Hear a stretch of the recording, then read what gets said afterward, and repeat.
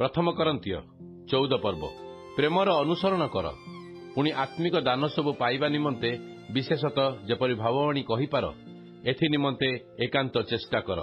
कारण जे परभाषा कथा कहे से मनुष्य को कथा कहे नहीं किंतु ईश्वर को कहे जेणु केही ताहा बुझे नहीं मात्र से आत्मा द्वारा निगूढ़ विषय कहे।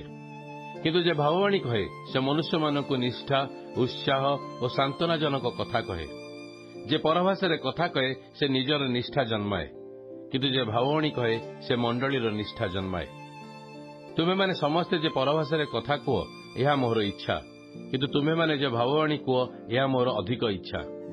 जे परभाषा कथा कहे से यदि मंडलीर निष्ठा प्राप्ति निमंते भाषार अर्थ न करे तेबे ता अपेक्षा जे भाववाणी कहे से श्रेष्ठ। एपरि स्थले हे भाई माने मु जदि तुम्भमानक निकट को जाई प्रकाशित वाक्य बा ज्ञान बा भाववाणी बा शिक्षार कथा न कही केवल परभाषा कथा कहे तेबे सेथिरे मु तुम्भमानकर कौन उपकार करिबि। बंशी हेउ बा वीणा हेउ निर्जीव वाद्य यंत्र बाजिले सुधा यदि स्वर रे पार्थक्य न थाए तेबे बंशी रे कौन बाजू अछि बा वीणा रे कौन बाजू अछि ताहा किपरि जणा जिवो।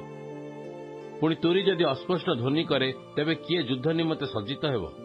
सेहीपरि तुम्हें माने मध्य जिह्वा द्वारा सहज बोधगम्य कथा न कुह तेबे कौन कहुअछ ताहा किपरि जणाजिवो। कारण तुम्हें माने शून्य को कहिबा परि हेबो। जगत रे होई पारे अनेक प्रकार शब्द अछि पुणी कोनोसी शब्द अर्थ शून्य नुहे। एणु मु जदि सेई शब्दर अर्थ न बुझे तेबे जे कहे मु ता प्रति बर्बर परि हेबि आउ से मो निकटरे बर्बर परि हेबो।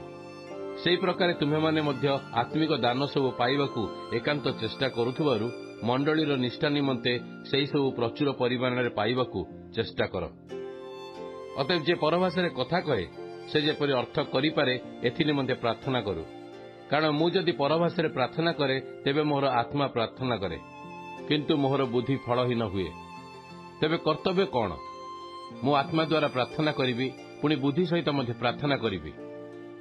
आत्मा द्वारा स्तुतिगान करिबि पुणी बुद्धि सहित मध्य स्तुतिगान करिबि। नतुबा तुमे जदि आत्मा द्वारा धन्यवाद दियो तेबे साधारण लोक तुम्भ कथा न बुझिबारु किपरि तुम्भ धन्यवाद रे आमेन कहिबो। जेणु तुमे उत्तम रूपे धन्यवाद देउअछ सत किंतु सही अन्य जनर निष्ठा हुए नहीं। मु तुम्भ समस्तक अपेक्षा अधिक रूपे परभाषा कथा कहे बोली ईश्वर को धन्यवाद देउअछि। तथापि मु जेपरि अन्य मानक मध्य शिक्षा देई पारे एथि निमंते मंडली रे परभाषा 10,000 कथा कहवा अपेक्षा बरं बुद्धिर सहित 5टी कथा कहवाको भल पाए। हे भाई माने बुद्धि रे बालक परि हुओ नहीं बरं मंद विषय रे शिशु परि हुओ किंतु बुद्धि रे पूर्ण वयस्क हुओ। व्यवस्था लेखा अछि प्रभु कहंती विदेशीय भाववादी मानक द्वारा और विदेशीय मानक मुख द्वारा आम्बे एही लोक मानक कथा कहिबा ताहाले सुधा सेमाने आंभर कथा शुणिबे नहीं। एणु परभाषा कथा कहिबा विश्वासी मानक निमंते चिन्ह स्वरूप नुहे मात्र अविश्वासी मानक निमंते चिन्ह स्वरूप। अन्य पक्षरे भाववाणी कहिबा अविश्वासी मानक निमंते चिन्ह स्वरूप नुहे मात्र विश्वासी मानक निमंते चिन्ह स्वरूप। आहुरी मध्य समस्त मंडली जदि समवेत हुए और समस्ते परभाषा कथा कहती पुणी साधारण बा अविश्वासी लोक माने आसंती ताहाले तुम्हे माने पागल बोली कौन से माने कहिबे नहीं।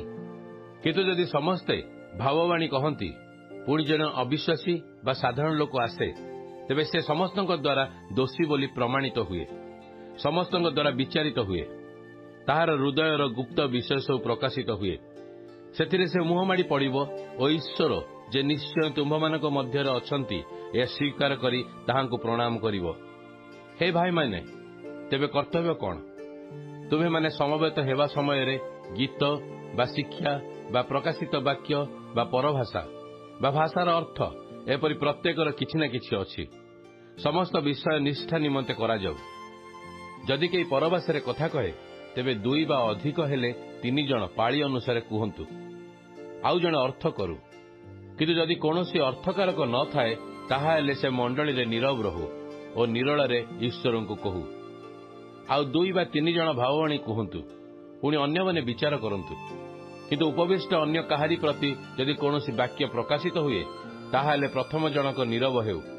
कारण जेपरि समस्ते शिक्षा पाती पुणी समस्ते चेतना प्राप्त हुअंती एथि निमंते तुम्भे माने समस्ते जण जण करी भाववाणी कहि पार। ଭାବବାଦୀମାନଙ୍କର ଆତ୍ମା ଭାବବାଦୀମାନଙ୍କର ବଶୀଭୂତ, କାରଣ ଈଶ୍ୱର ବିଶୃଙ୍ଖଳତାର ଈଶ୍ୱର ନୁହନ୍ତି, ମାତ୍ର ଶାନ୍ତିର ଈଶ୍ୱର। ସାଧୁମାନଙ୍କର ସମସ୍ତ ମଣ୍ଡଳୀରେ ଯେପରି ହୋଇଥାଏ, ସେହିପରି ସ୍ତ୍ରୀ ଲୋକମାନେ ମଣ୍ଡଳୀରେ ନୀରବ ରୁହନ୍ତୁ। ଯେଣୁ କଥା କହିବା ପାଇଁ ସେମାନେ ଅନୁମତି ପାଇନାହାନ୍ତି, ବରଂ ବ୍ୟବସ୍ଥାର ଉକ୍ତି ଅନୁସାରେ ସେମାନେ ବଶୀଭୂତ ହୋଇ ରୁହନ୍ତୁ।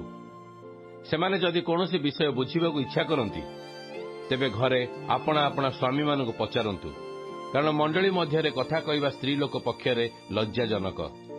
କଣ ଈଶ୍ୱରଙ୍କ ବାକ୍ୟ କି ତୁମମାନଙ୍କଠାରୁ ବାହାରିଅଛି, ଅବା କେବଳ ତୁମମାନଙ୍କ ନିକଟକୁ ଆସିଅଛି?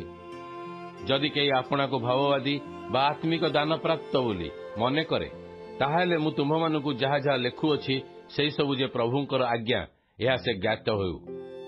କିନ୍ତୁ କେହି ଯଦି ଜ୍ଞାତ ନ ହୁଏ, ତେବେ ସେ ଅଜ୍ଞାତ ରହୁ। ଏଣୁ ହେ ମୋର ଭାଇମାନେ, ଭାବବାଣୀ କହିବାକୁ ଏକାନ୍ତ ଚେଷ୍ଟା କର, ପୁଣି ପରଭାଷାରେ କଥା କହିବାକୁ ମନା ନ କର। କିନ୍ତୁ ସମସ୍ତ ବିଷୟ ବିହିତ ମତେ ଓ ସୁଧାରାନୁସାରେ କରାଯାଉ।